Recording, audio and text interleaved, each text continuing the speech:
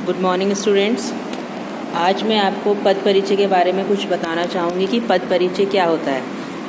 सबसे पहले आपको पता होगा कि शब्द किसे कहते हैं। तो जो ध्वनियों का सार्थक समूह होता है वो शब्द कहलाता है। सार्थक का मतलब जिसका अर्थ बने।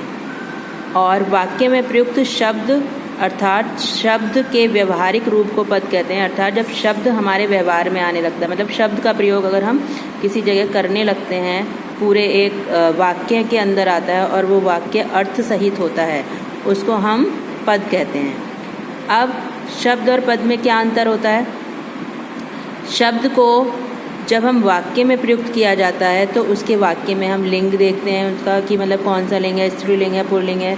वचन देखते हैं, एक वचन है, बहुवचन है, क्या है। काल देखते हैं कि कौन सा काल है, भूतकाल है, भविष्यत काल है। विभक्ति भी देखते हैं कि कौन सी विभक्ति लगी हुई है, पुरुष। और वाच्य शब्द पर प्रभाव डालकर उसके रूप को निर्धारित करते हैं। मतलब इन सब जब ये चीज़ें हमारे पास होती हैं तो हम उसका निर्धारण करते हैं कि ये किस तरह का शब्द होगा। जैसे लड़का जो शब्द है, अगर हम उसको किसी भी वाक्य में प्रयोग करेंगे तो लड़का का लड़के भी बन जाएगा, और लड़की है तो लड़की का लड़कियां भी बन जाएगा। तो इस तरह से शब्द और पद में आप ये अंतर बता सकते हैं। उसके बाद जब हमारा पद परिचय आता है तो उसके अंतर्गत हमें पूरा जो वाक्य हमें दिया होता है उसके बारे में हमें देखना पड़ता है कि उसमें कौन कौन से शब्द हैं। जैसे आपने संज्ञा पढ़ चुके हो, आप सर्वनाम पढ़ चुके हो, विशेषण पढ़ चुके हो।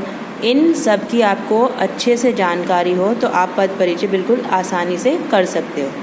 अब जैसे हम एक लेते हैं, एक वाक्य ले लेते हैं यहाँ पर, जैसे विकास यहाँ 10वीं कक्षा में पढ़ता था।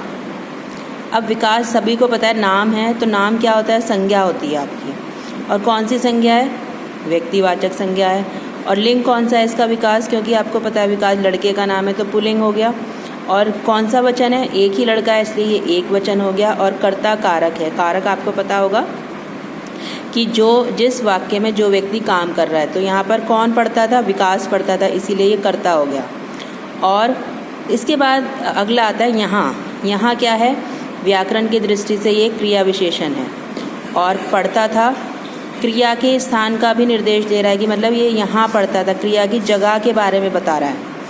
और 10वीं संख्यावाचक विशेषण है। आपको पता होगा जो इसके अंदर जो संख्या बता रखी है 10वीं, वो संख्यावाचक विशेषण है।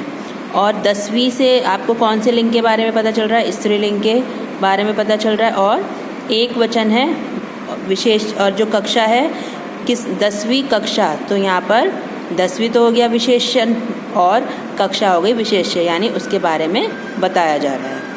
अभी के लिए इतना ही, आगे के लिए हम और आगे बात करेंगे।